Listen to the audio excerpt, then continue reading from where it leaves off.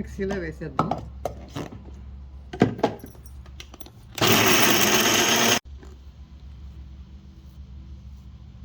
Paste లాగా అవ్వాలంటే కొంచెం నీళ్ళు పోసుకోండి, ఎక్కువ వద్దు, కొంచెం పోస్తే సరిపోతుంది.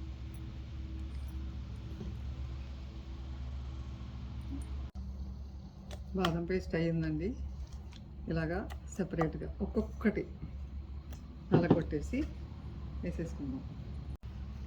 ఈసారి పిస్తాలు వేస్తున్నాను.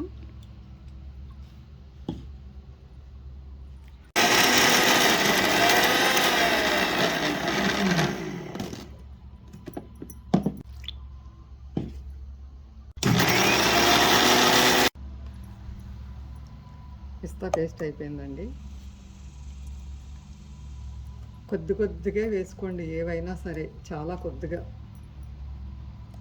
ఈసారి వాల్నట్స్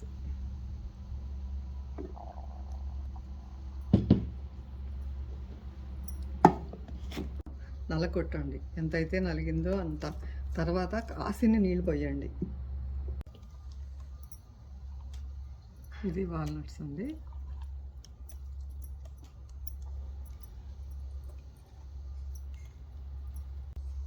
ఈ పీకాన్స్ అండి.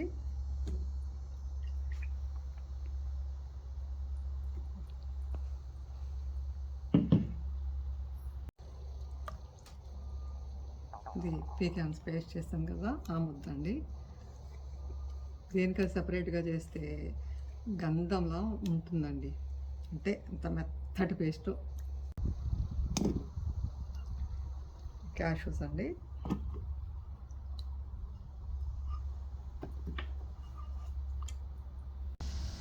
క్యాషూ పేస్ట్ అండి.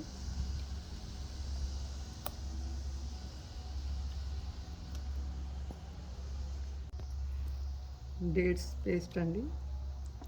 ఖర్జూరం వేసుకోండి.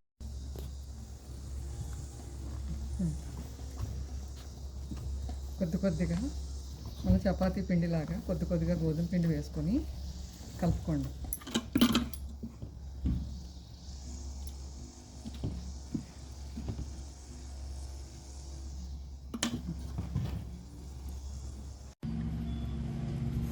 ఈ విధంగా చపాతీ చేసుకోవాలండి.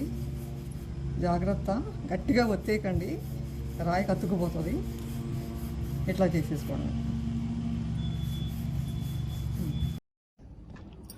రోటీలు చేయడం అయిపోయిందండి. ఇప్పుడు వీటిని ర్యాప్లో, అల్యూమినియం ర్యాప్ చిన్న ముక్కలుగా కట్ చేసి పెడతానండి. ఇదిగోండి అల్యూమినియం ర్యాప్లు కట్ చేసి. చపాతీ చాలా హెల్తీ అండి, చాలా టేస్టీ కూడాను. దీనిలోకి కూర గట్రా ఏం అవసరం లేదు, అంత చాలా బాగుంటాయి. ఎందుకంటే నేను ఉట్టినోటితో కూడా ఎప్పుడైనా జర్నీ టైంలోనూ పిల్లలకు పట్టుకెళ్ళిందే నేను తింటూ ఉంటాను, చూస్తాను, చాలా బాగుంటాయి.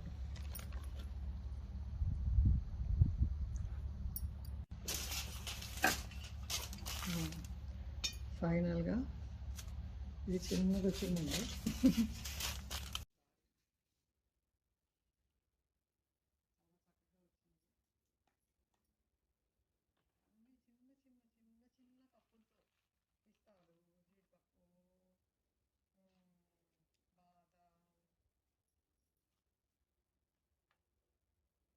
జిప్ లాక్లో పెట్టేసి ఇదిగోండి ఫ్రీజర్లో పెట్టేశాను. మళ్ళీ నాకు ఎన్ని కావాలంటే అన్నీ తీసుకుని మళ్ళీ పెట్టేస్తాను మిగిలినవి.